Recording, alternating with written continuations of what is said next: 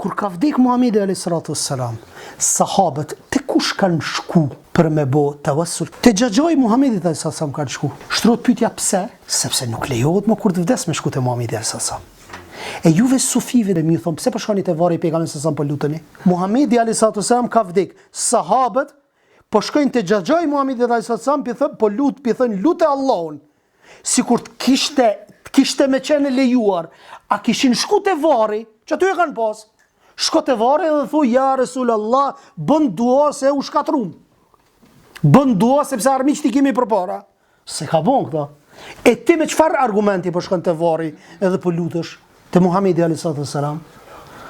Do më thonë të lejohet me shku tek një njeri i gjallë, nëse besoni që është i devotshëm, me thonë, lutë Allahun subhanahu wa taala që me në rregullu gjendjen e muslimanëve, lutë Allahun subhanahu wa taala që me sjell shi, apo bëu imam, dil në imam, mbledhe xhamatin, ta falim një namaz salatul istisqa, namaz të shiut. Këto subhanallahu, a pe dini në Australi që u pa të bërë një zjarr i madh që u përhap para një 4-5 vjetë.